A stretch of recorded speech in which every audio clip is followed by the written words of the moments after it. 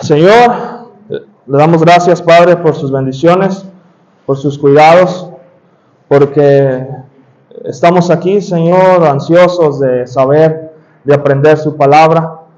Padre, permita que nuestras mentes estén conectadas, permita que nuestro espíritu, Señor, se conecte con el suyo y que podamos sacar esas dudas, Señor, que podamos aprender más y sobre todo que lo pongamos en práctica, Señor.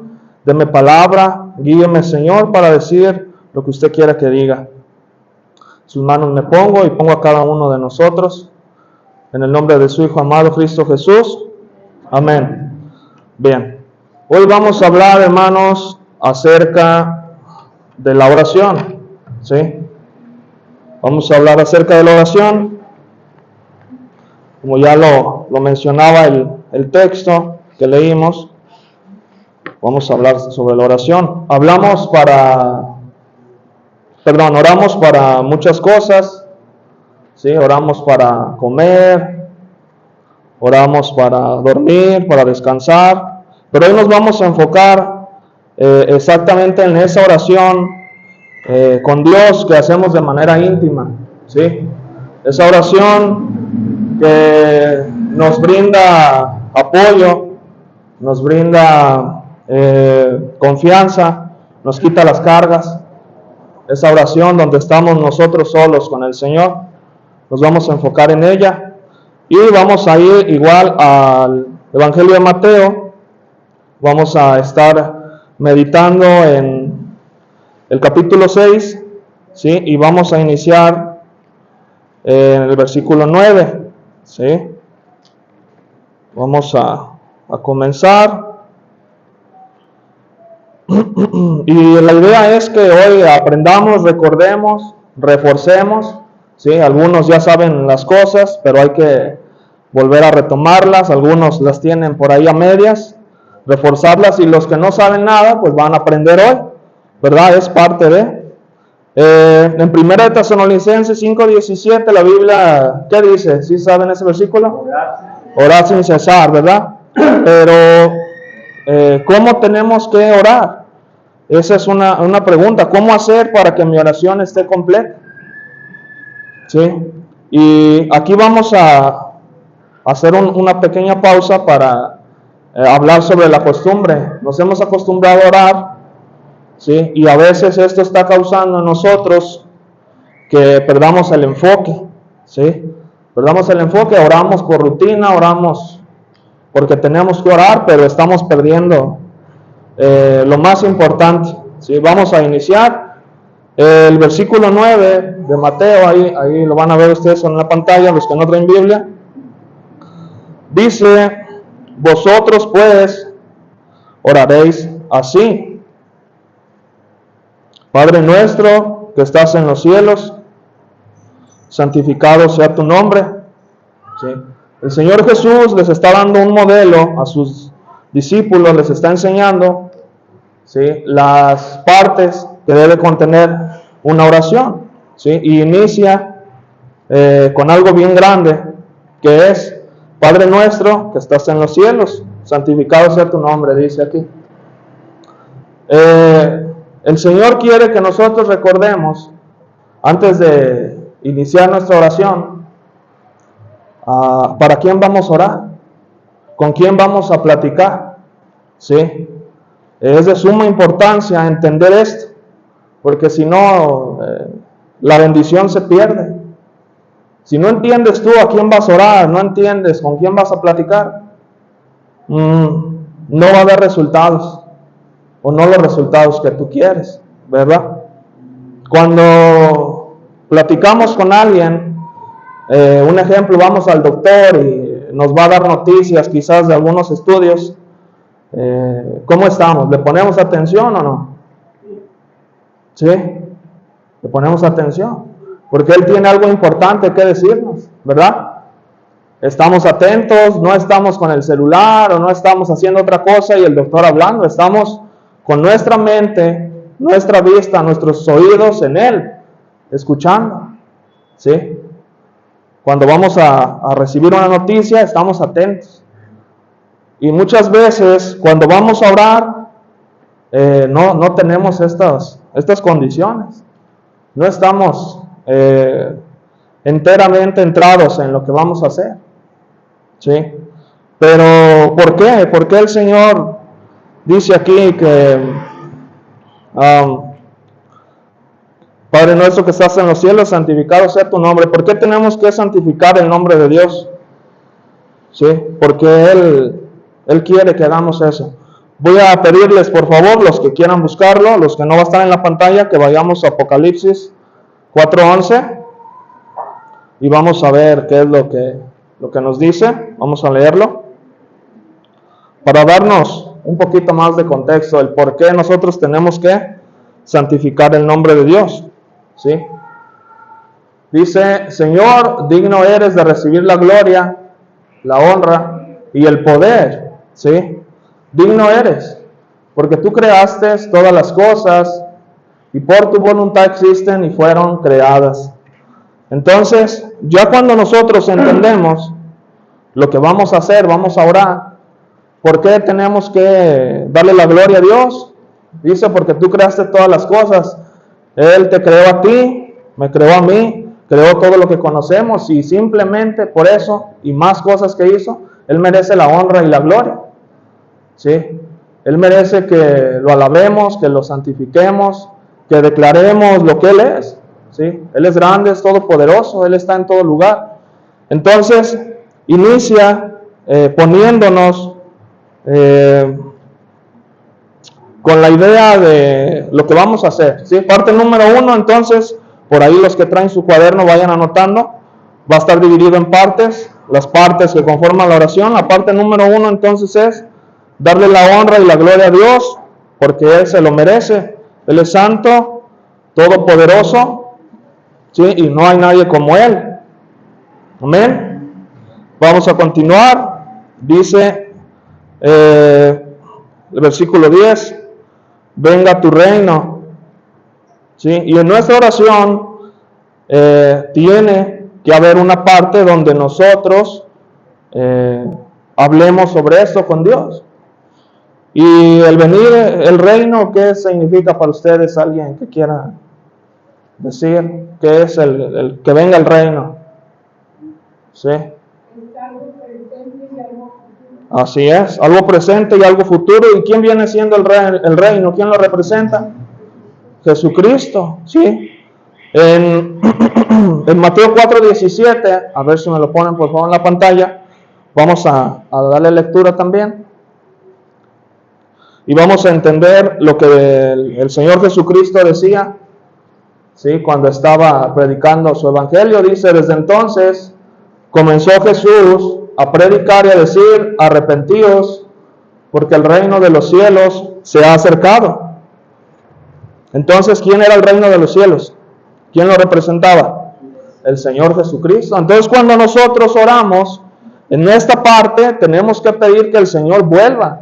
Y aquí en este versículo, el Señor Jesús andaba de siervo, andaba sirviendo a los demás, andaba buscándonos, pero un día, ¿sí?, ya no va a venir como esclavo, sino va a venir como rey. Amén. Va a venir como rey, va a venir como dueño de todas las cosas, y nosotros en nuestra oración tenemos que mencionarlo: Señor, que venga tu reino, ven pronto, vuelve pronto por tu iglesia. ¿Sí? Esa es la parte número 2 que tiene que constituir nuestra oración. Parte número 3, vamos a seguir, volvemos a Mateo 6, dice en el mismo versículo 10: hágase tu voluntad como en el cielo, así también en la tierra. Y esto, hermanos, quizás es lo que más nos cuesta a nosotros. El decirlo es fácil, pero el entenderlo no es tan fácil. Cumplirlo no se diga. Quiero que noten, por favor, cómo menciona la Biblia algo bien importante. Dice: hágase tu voluntad como en el cielo. ¿Sí? En el cielo, los ángeles y todos los seres que habitan en él hacen lo que Dios les dice. ¿Sí? No hay otra palabra, no hay otra voz. solamente la que Dios dice. ¿Sí? Cuando alguien se quiere revelar, que en su momento lo hubo, que fue ¿quién? Satanás, ¿qué pasó? El Señor lo expulsó del paraíso, lo expulsó del cielo. ¿Sí? Entonces dice, hágase tu voluntad como en el cielo. Y en el cielo no hay otra voluntad más la que Dios. Y eso es lo que nosotros en la parte 3 tenemos que mencionar. Señor, que se haga tu voluntad y no la mía. ¿Sí? Y en este punto quiero también extenderme un poco porque algo está pasando en esa oración, algo está pasando con nosotros, que quizás lo estamos diciendo, que el Señor haga su voluntad y Señor ayúdame, pero no estamos haciendo lo correcto para que esto pase. ¿Sí? Oramos que el Señor nos dé bendiciones, que nos lleve con bien a algún lado. ¿Sí? En nuestras oraciones mencionamos que queremos ver grandes cosas. ¿Sí? Que el Señor se manifieste. Pero al hacer su voluntad, ahorita vamos a ver un versículo que lo complementa, es porque yo conozco su voluntad. Si no, ¿cómo voy a hacer su voluntad? ¿Sí? Yo conozco su voluntad, entonces yo tengo que hacerlo. Fíjense que por ahí, de repente en los ejemplos, ¿cómo llegamos a tentar a Dios? Yo conozco su voluntad y ustedes conocen su voluntad. Lo que a Él le gusta, lo que debo de hacer y lo que no debo de hacer. Yo lo conozco, ustedes también. Pero hay veces que nosotros queremos que Dios se imponga, ¿sí? Se muestre para probarlo y decir, no, Señor, sí, no te gusta, quedamos. Fíjense, hay oraciones donde muchos piden que el Señor se manifieste para no ir a una fiesta. Señor, que se descomponga el carro para no ir a la fiesta, y si se descompone el carro es que no debo de ir. Imagínense, ¿verdad? Que vas a ir con la novia ahí en conversa, Señor, que llueva para no poder ir, y al último acabas yendo con la lluvia de todos modos. ¿Sí? Estamos pidiéndole a Dios que se manifieste para enseñarnos lo que ya sabemos. Lo estamos tentando, lo estamos probando. Si ya sabes que no lo debes de hacer, no lo hagas. Dice, hágase tu voluntad, haz lo que a Dios le gusta, lo que Dios quiere. ¿Sí? Señor, que la tele se apague para no ver la novela. Que se apague la laptop, la tablet para no ver lo que estoy viendo que está mal. Y es necesario, el Señor puede hacerlo, claro que sí. Pero ¿dónde queda tu libertad entonces si Él lo hace? ¿Sí? El Señor Jesús no solamente decía palabras para que las anotaran en un libro, y Él demostraba sus palabras con hechos. ¿Sí? Y nos deja un ejemplo muy claro. Quiero por favor que vayamos todos juntos a Marcos capítulo 14, versículos del 33 al 36, y vamos a aprender acerca de esto, de la voluntad. ¿Sí? Marcos capítulo 14, versículo 33. Dice la Biblia, y tomó consigo a Pedro, a Jacobo y a Juan, y comenzó a entristecerse y a angustiarse. En contexto, ¿recuerdan por qué está pasando esto? ¿Sí? El Señor Jesucristo va a morir y Él lo sabe. Él sabe que va a morir y su carne se está doliendo. ¿Sí? Versículo 34, por favor. Y dice, y les dijo, mi alma está muy triste hasta la muerte. Quedaos aquí y velad. 35. Yéndose un poco adelante, se postró en tierra y oró que si fuese posible, pasase de él aquella hora. ¿Qué deseo tenía el Señor? ¿Qué deseo ustedes notan ahí que él quería que pasara? Que se le evitara el sufrimiento, ¿verdad? Fíjense. Versículo 36, por favor. Dice, y decía, Abba, Padre, Todas las cosas son posibles para ti. Aparta de mí esta copa. ¿Sí? Mas no lo que yo quiero, sino lo que tú. Que se haga tu voluntad y no la mía. Fíjense qué importante es esto. ¿Sí? Y el Señor aquí también nos demuestra que no está en contra de que nosotros tengamos un deseo y se lo pidamos. No está en contra de eso. Pero de lo que sí está en contra es que ese deseo se imponga a lo que Él quiere. Eso sí está en contra. El Señor le expuso: Señor, Dios, Padre, era su papá, quítame, líbrame de esto que voy a pasar, porque va a ser un sufrimiento muy grande, voy a morir. Todo es posible para ti, mi deseo es no pasar por eso. Pero al último termina: que no se haga lo que yo quiero, sino lo que tú. ¿Sí? Entonces, en la parte 3, vamos a entender lo que es hacer la voluntad de Dios. ¿Sí? Y hacerla, practicarla, no aprobar al Señor. ¿Sí? Exponer nuestros deseos en nuestra oración, pero terminar diciendo: Señor, pero todo esto en tus manos lo pongo y que se haga tu voluntad. ¿Sí? No la mía, no lo que yo quiero. La parte número 4 de nuestra oración menciona, regresamos a Mateo 6, el versículo 11 dice: el pan nuestro de cada día, dánoslo hoy. ¿Sí? Pero la Biblia y el Señor, el Dios de todo hombre, toda criatura, siempre está hablando de manera espiritual. Podemos también hablar de forma material, de forma carnal, pero Él siempre nos quiere llevar más allá. Y cuando nos dice, el pan nuestro de cada día, dánoslo hoy, no solamente se refiere a nuestra comida, ¿sí? A nuestro trabajo para tener la comida, el sustento que llevamos a nuestra casa, no solamente se refiere a eso.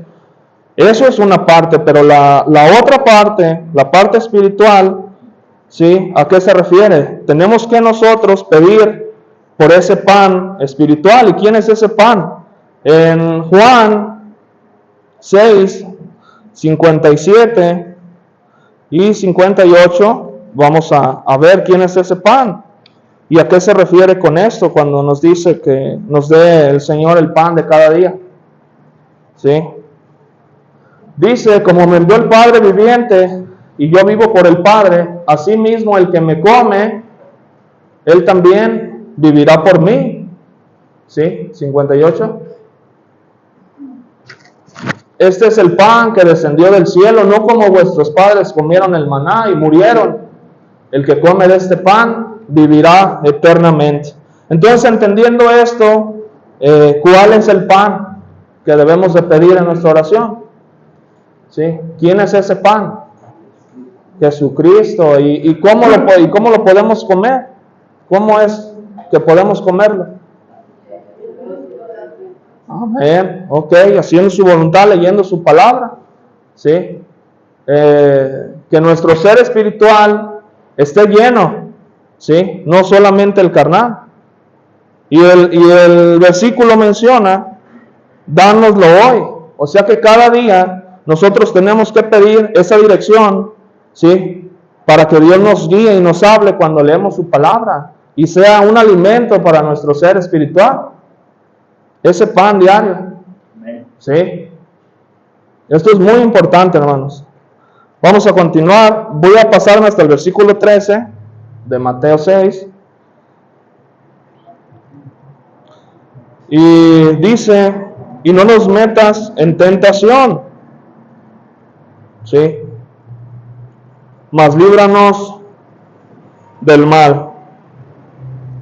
Aquí hay algo muy importante. A veces me ha tocado por ahí escuchar que cuando está en una tentación alguien o está en una prueba alguien, pues el Señor es el que la manda y Dios te está probando y Dios te está tentando.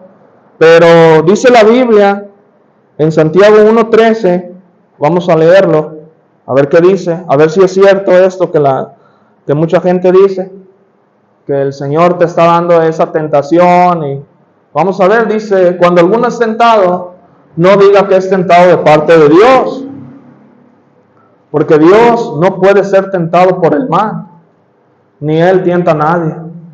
¿Sí? Entonces, como Dios no puede ser tentado por el mal, Él no puede tentarte a ti con mal. Pero entonces, ¿a qué se refiere? Si aquí está diciendo, ¿sí? No nos metas en tentación, mas líbranos del mal. ¿A qué se refiere? Si Dios no te puede tentar. Entonces, lo que Dios puede hacer, lo que Dios sí puede hacer es permitir, ¿sí?, circunstancias en tu vida donde llegue la tentación. Eso es muy diferente a que Dios te tiente, ¿sí? No es igual. Eso sí puede pasar, pero aún así, fíjense lo que dice, y no nos metas en tentación. Nuestra oración en la parte 4 tiene que estar conformada por pedirle al Señor que no nos meta, no permita que las circunstancias lleguen para tentarnos. Esa es nuestra oración, ¿sí? Si en un momento dado llega la tentación, que va a llegar quizás, es lo más seguro, ¿qué nosotros tenemos de respaldo? Vamos a leer 2 versículos. El primero está ahí en Santiago 1:12, está cortito, quienes estaban ahí, ¿sí? Santiago 1:12, por favor. Dice: bienaventurado el varón que soporta la tentación, porque cuando haya resistido la prueba, recibirá la corona de vida que Dios ha prometido a los que aman. Entonces, dice bienaventurado. Al Señor le gusta que nosotros soportemos la tentación, que venzamos la tentación. Y dice la Biblia también en 1 Corintios 10:13, vamos a ver qué dice.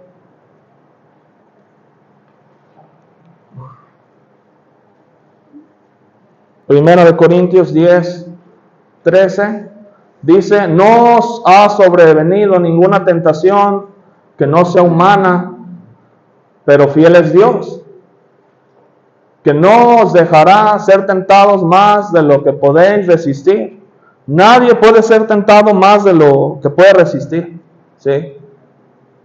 Dice: si no quedará también juntamente con la tentación la salida, para que podáis soportar.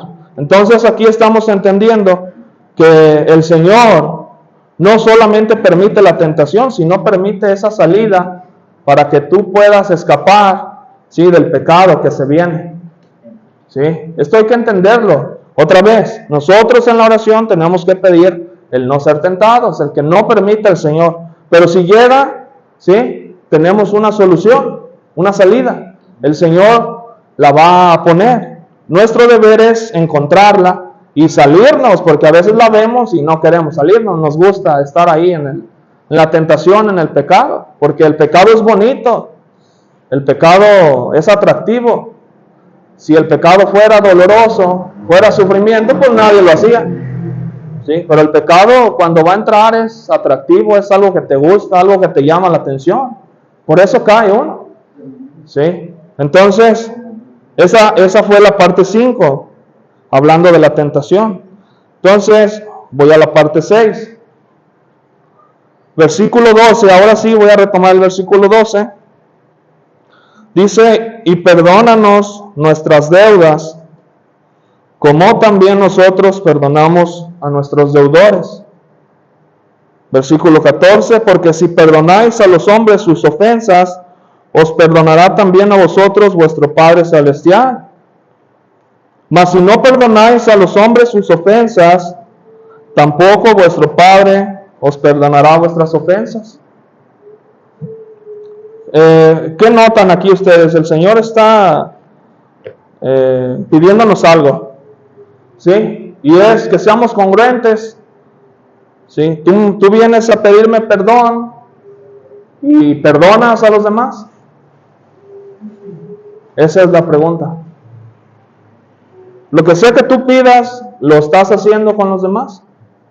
El Señor nos está hablando con un reto aquí, ¿sí? Dice: y perdona nuestras deudas, como también, lo está afirmando, como también como también a vosotros vuestro Padre, como también nosotros perdonamos a nuestros deudores, perdón. Bien. Entonces, aquí hay algo importante también, porque caemos en ese engaño de solamente pedir. ¿Sí? Hay una balanza que no vemos, pero el Señor con esto no solamente nos quiere enseñar el ser congruentes, el ser prudentes, sino nos quiere dar esa pauta para comenzar a trabajar. Fíjense bien, cuando nosotros pedimos perdón, dice la Biblia que tenemos que perdonar, y para eso implica un trabajo, ¿sí? Para eso implica doblar orgullo y ir con la persona, ir con alguien que te hizo mal o con quien tú hiciste mal, y perder la vergüenza, porque no es fácil hacer eso, ¿verdad? Ahora pedimos economía y el Señor te puede bendecir, claro que sí, te puede dar lo necesario, pero queda ahí, hermano, solamente pedir economía y ya tengo dinero, tengo lo que necesito y ya. Otro día vuelvo a pedir y así funciona. Entonces, si yo tengo economía, ¿qué tengo que hacer? Pues bendecir a los demás también, a los que necesitan esa bendición. Yo ya tengo, Señor, pues de aquí voy a apartar un poco para los que lo ocupan. ¿Sí? Una vez en mi trabajo llegué por ahí a desayunar, andaba yo trabajando y fue en Guadalajara, me acuerdo. Un lugar sencillo, no acostumbro llegar a restaurantes por lo regular muy finos, ¿verdad? Pero en el momento que yo estaba ahí, estaba ya desayunando, llegó un señor, yo no lo noté mucho, pero sí lo vi, llegó un señor con su ropa sucia, descalzo, pues en una condición muy, muy triste, y llegó pidiendo dinero, ¿verdad? Fue algo rápido, porque pues ellos se meten y piden dinero y se salen porque lo sacan, no son personas que quieran en este tipo de lugares. Cuando yo me di cuenta y se me prendió el foco, el Señor ya se había ido y me sentí tan mal, no porque no solamente le di dinero, eso no me interesó mucho, sino porque yo pude haber hecho más por él. O sea, invitarle el desayuno no era algo caro, y sentarlo y platicar con él, y me confrontó mucho porque no lo hice, ¿sí? Yo perdí esa oportunidad. Entonces, cuando el Señor nos bendice, nosotros tenemos que bendecir a los demás y no perder esas oportunidades. Cuando tú veas, no te la pienses, llega y ayúdalo, y si traes para que coma, ¿sí? Eso es lo que Dios quiere. Si pedimos salud, gracias a Dios tenemos salud, la mayoría aquí tenemos salud, ¿sí? Estamos vivos. ¿Qué debemos hacer? Pues visitar a los que no tienen, visitar a los enfermos, pero eso no nos gusta, a veces no lo hacemos. Aquí hay un reto y tenemos que entenderlo. Tú pides salud y los que están enfermos, ¿quién los visita? Los que están sin moverse, ¿quién los visita? ¿Sí? El Señor nos está hablando, hermanos. Pedimos conocer más de Él. ¿Y qué estamos haciendo ya con ese conocimiento que obtenemos? Tenemos que predicar, tenemos que hablar de Él. Ahora que yo ya lo sé, ¿qué sigue? Lo comparto. Lo comparto donde quiera que esté, en el trabajo, en la escuela, en la calle, y a quien se pueda lo comparto. Pero fíjense que solamente está pasando lo primero. Estamos pidiendo y lo demás no está saliendo. No hay salida, como ahorita en el micrófono, nomás entra pero no sale. Y así no funciona, no me escuchaban. ¿Sí? Y hay un ejemplo ahí en la Biblia, no es necesario que lo busquen, pero lo van a recordar, donde hay un rey, ¿sí? Que tiene por ahí un siervo que le debe 10,000 talentos, ¿se acuerdan? Le debe 10,000 talentos. ¿Sí? Y dice que mandan a hablarle, y bueno, él llega humillado, llega entendiendo que no puede pagar la deuda, ¿sí? Y pues pide que le sea perdonada, y dice la Biblia que el rey es movido a misericordia y le perdona la deuda. 10,000 talentos, ¿sí? Está bien, ya no me debes nada. Pero fíjense, él sale y se encuentra a alguien que le debe 100 denarios, no talentos, denarios, Fíjense el contraste que hay. A él le perdonaron 10,000 talentos y a él le deben 100 denarios, ¿sí? Y él viene de ser perdonado, ni siquiera pasaron días, Él viene de allá. Se lo encuentra y pues le cobra. Oye, yo quiero mi dinero.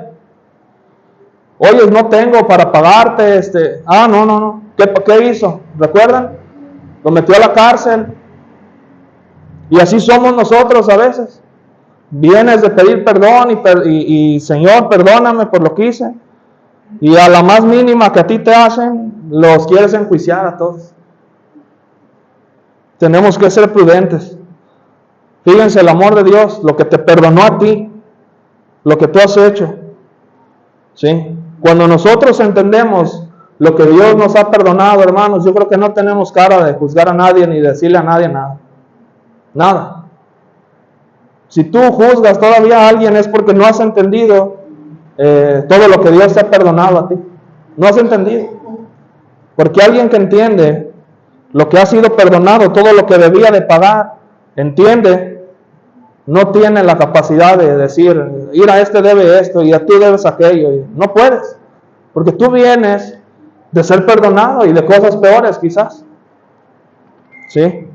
Parte número 6, vamos a recordar otra vez desde la parte 1, nuestra oración. En la parte 1, ¿recuerdan qué era? Dios, exactamente, darle la honra y la gloria. En la parte 2,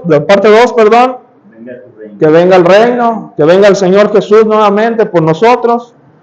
Parte 3, que se haga su voluntad, que Él se imponga a nosotros y que no mandemos nosotros sobre Él, que no lo tengamos como una maquinita de esas que nos dan cosas, que le metemos la moneda y sale nomás. ¿Sí? Parte 4, el pan nuestro de cada día, el pan espiritual. Parte 5, la tentación, ¿sí?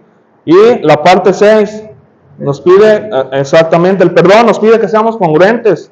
Ahora, estas son las 6 partes que conforman la oración guía, ¿sí?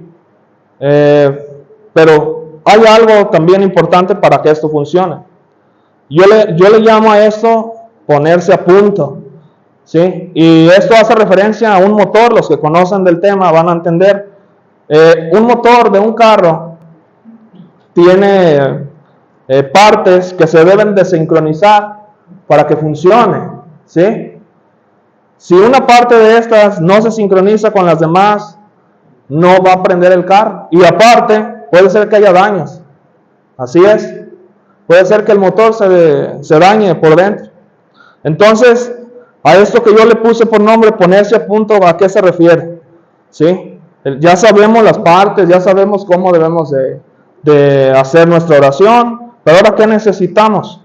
Vamos a ir a Mateo 6:6, ahí cortito.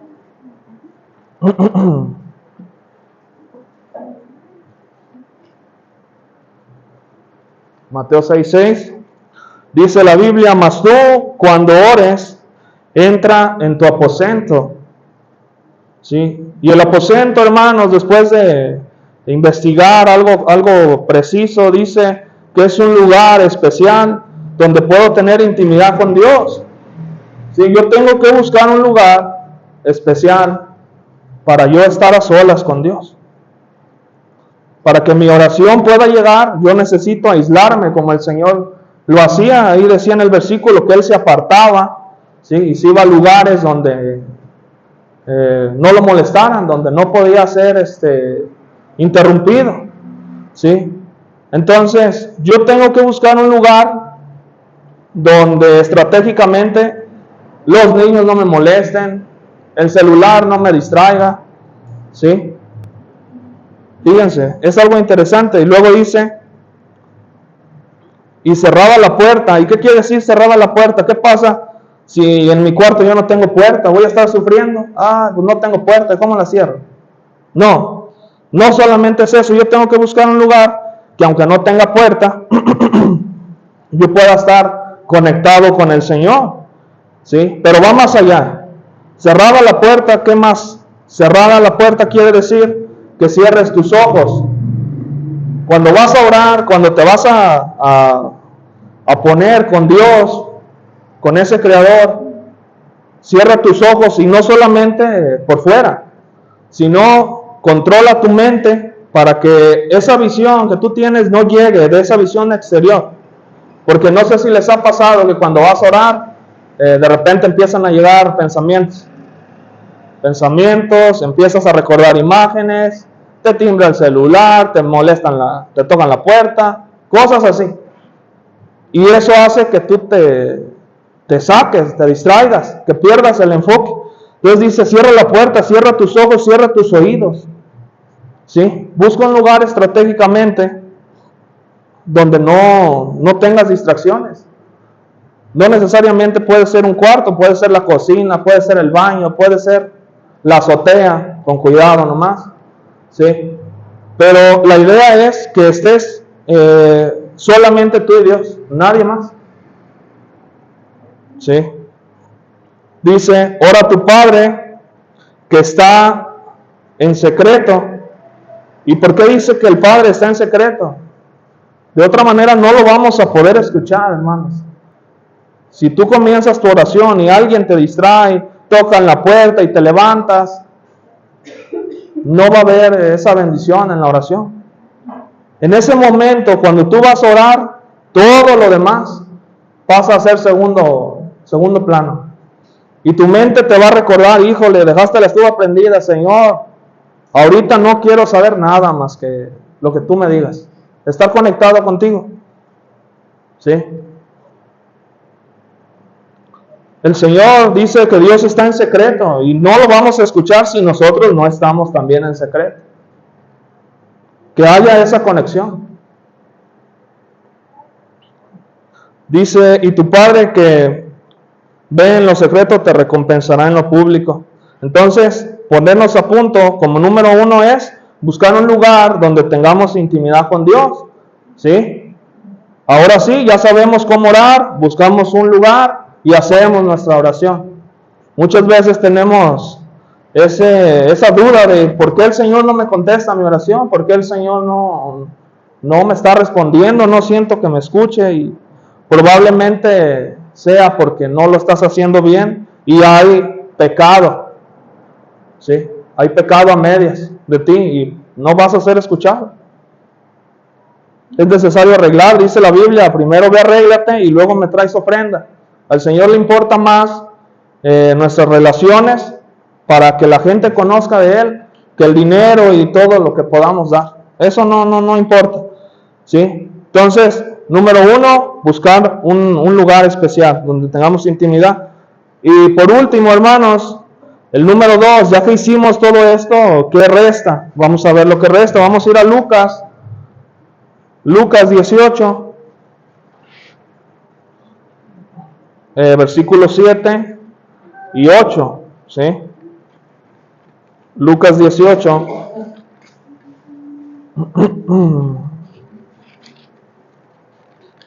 Versículos 7 y 8. Y vamos a ver lo que la Biblia dice. Ahora yo ya hice mi oración, ya estuve en conexión con Dios, ya le dejé mis cargas, ya le presenté mis deseos. Ahora ¿qué resta? Vamos a ver lo que dice. Dice, ¿y acaso Dios no hará justicia a sus escogidos que claman a Él día y noche? ¿Se tardará en responderles? Es una pregunta. Dice, os digo que pronto les hará justicia. Pero cuando venga el Hijo del Hombre hallará fe en la tierra. Entonces, ¿qué necesitamos? Fe. El Señor te va a responder. Tú no preguntes cuándo, tú nomás confía en que te va a responder, ten fe. Yo ya hice lo que tenía que hacer, ahora ya estoy seguro que mi oración llegó a Dios. ¿Qué resta? Esperar. ¿Cuándo? No, pues no sé. Pero yo sigo con fe y sé que el Señor me va a contestar. Muchas veces lo vamos a ver, muchas veces no lo vamos a ver. ¿Sí? Yo recuerdo muchos hermanos que murieron y nunca vieron a su familia en Cristo hasta después. Ellos ya no lo vieron. Y eso es morir con fe, porque tú te vas sabiendo que un día ellos van a estar ahí. ¿Sí? Hasta ese grado llega la fe. Entonces, este es el mensaje que Dios puso hoy en mi corazón y espero que lo pongamos en práctica, hermanos. ¿Sí? Vamos a ponernos de pie y vamos a orar. Señor, le damos las gracias, Padre, porque su palabra nos habla. Su palabra, Señor, nos ha dicho lo que usted quiere de nosotros. Ayúdenos a vencer el mal con el bien, a que el Espíritu se imponga a la carne, Señor, que podamos crecer, que podamos de verdad, Señor, ser cristianos allá afuera, allá donde nos ven, allá donde nos cuesta trabajo, donde están los amigos, donde te hacen burla, donde no te quieren, donde te excluyen, Señor, ahí es donde debemos de ser cristianos. Danos fuerza, danos valentía, Señor, y Padre, ayúdenos a conectarnos a diario con usted, a buscar un tiempo donde usted nos marque esa guía a seguir, nos marque, Señor, el camino, y que, Padre, así como es en el cielo con los ángeles, que se haga su voluntad siempre y no la de nosotros. Confiamos en que usted está aquí, Señor, escuchando. Confiamos en que usted nos va a llevar con bien a nuestros hogares. Bendiga a todos los que van a escuchar, Señor, este mensaje. Bendiga a los que no pudieron venir también. Usted sabe los motivos, Padre, pero confiamos en que usted está en control. Gracias por todo, Señor, en el nombre de Cristo Jesús. Amén.